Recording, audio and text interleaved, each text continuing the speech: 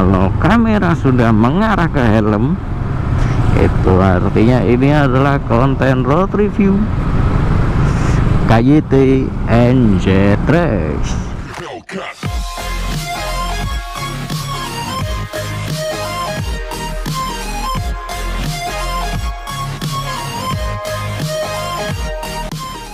Oke, assalamualaikum warahmatullahi wabarakatuh. Balik lagi bersama gua Alfian Dwi Arjuna, masih di Arjuna Channel.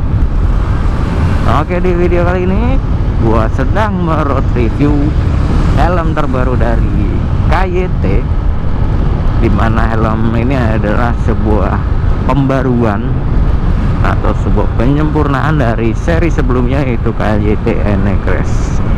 Ini adalah KYT NZ Trax. Untuk kesan pertama yang gua rasain di helm ini sih, menurut gua ini helm dengan pembaruan yang berhasil sih.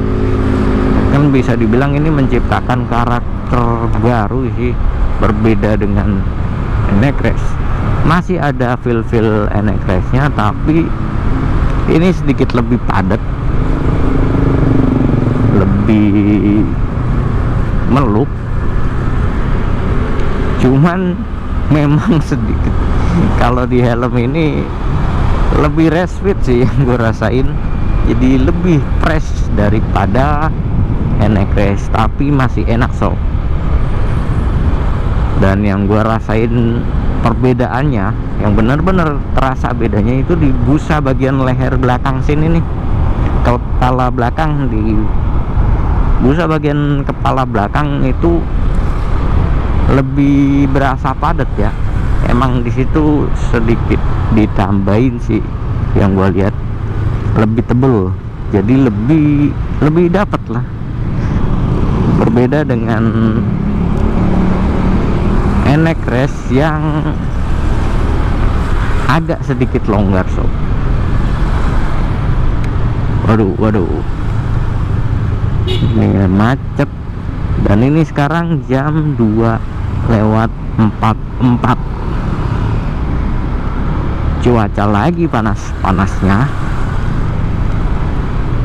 jadi menurut gua pas lah ini buat melakukan pengetesan apakah ventilasinya adem atau enggak.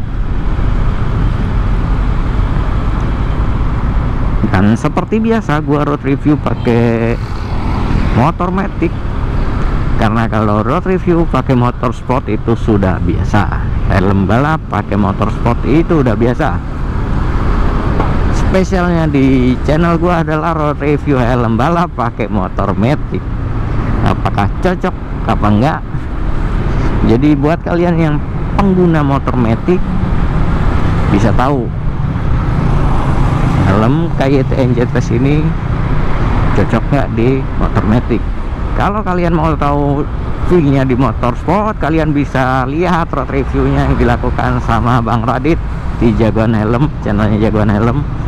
Dan spesial di gua perbedaannya adalah di motor matic. Dan menurut gua di motor matic masih enak-enak aja sih, masih nyaman. Ini nggak harus posisi nunduk gitu kayak lagi balap, buat daily lah hitungannya ya. Cuman kalau buat daily gua memang sedikit terganggu di bagian busa pipi karena lebih padat. Jadi kalau buat daily atau bahkan buat motovlog, ini kalian bahkan pegal di pipi sih. Cuman walaupun lebih tebel, yang gua rasain sih masih enak gitu, masih empuk. Jadi nggak yang neken press banget gitu, keras gitu, nggak. Ini padat doang, padat, bukan yang padat tapi keras. Ini padat tapi masih empuk. Ya bisa dibilang ini karakter baru sih. Kalau dibilang penyempurnaan dari NX, ya bisa dibilang berhasil. Ini sih kalau kalian pakai buat race enak banget ya. Feel-nya memang race fit banget. Cuman ya seperti yang gue bilang tadi, kalau kalian pakai buat motovlog kayak gue begini ya, lama-lama kayaknya pipi kalian agak berasa pegel. Dan untuk bobot nggak perlu diraguin lagi lah, 1280 sob, enteng banget, lebih enteng daripada NFJ. Udah kayak helm Kyoto aja nih.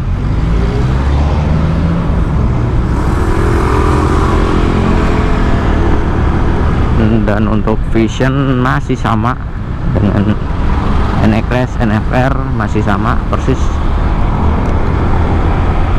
Terus untuk ventilasi, nggak tahu kenapa gue ngerasain lebih adem di NXRS sih untuk ventilasinya. Ini masih berasa sih, masih berasa, cuman nggak seadem NXRS. Nggak tahu kenapa, apa karena ada improvisasi di busa jadi sedikit berasa juga perbedaannya. Tapi masih ada hawa masuk, cuman memang lebih dingin, lebih adem kayak NXRS. Dan untuk kekedapan suara ini lebih kedap dibandingkan NXRS.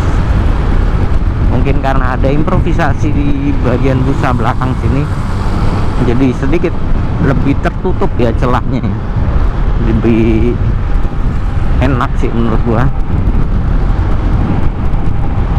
Dan ini di kecepatan 70 baru mulai kedengeran. Kalau di NXRS itu kan 60 juga udah lumayan ya bisingnya. Oh ya, dan di video ini gua pakai dual kamera, yaitu dari action cam dan juga dari Maxto M3 ini sob. Jadi ini udah helm plus intercom Maxto M3. Dan yang gua rasain sih nggak terlalu berat sih. Emang helm ini asli entengnya sih. Yang gua rasain ini kayak NXRS karbon. Feel busanya hampir mirip-mirip lah, padet. Nah di NXRS karbon dan tricomposite itu gue juga ngerasain sedikit perbedaan ya.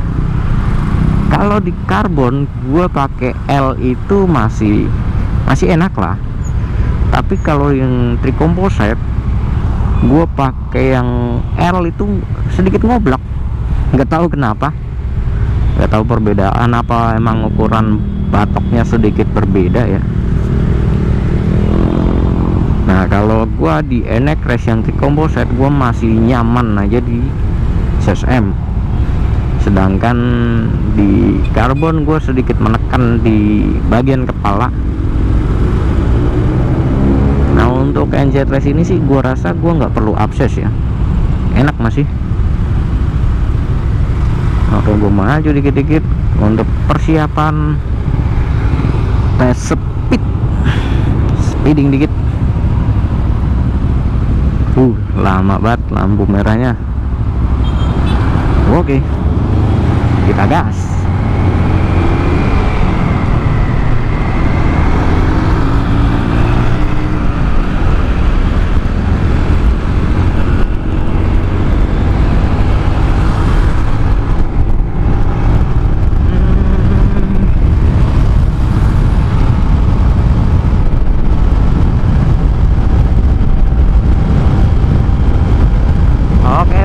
Sampai di 102. Oke, mantap.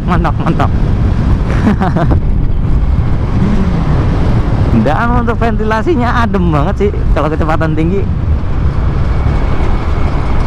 masih ada genetik NXRS-nya ya. Kalau di kecepatan tinggi berasa nih.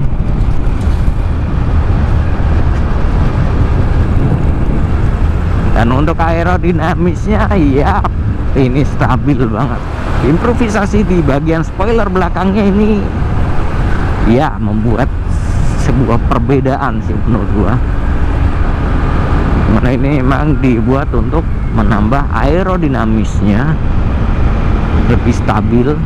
Untuk kekedapan suara ya sedikit lebih kedap daripada NXRS, tapi masih ada genetik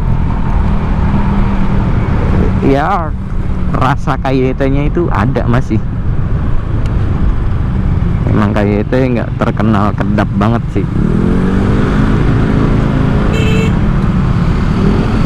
cuman secara keseluruhan enak banget asli. Dan ini gua sebenarnya nyobain udah dari Jakarta dan sekarang sudah sampai di sekitaran Lebak Bulus. Nih gue masih nyaman, nggak ngerasain pusing, yang artinya gue nggak perlu akses.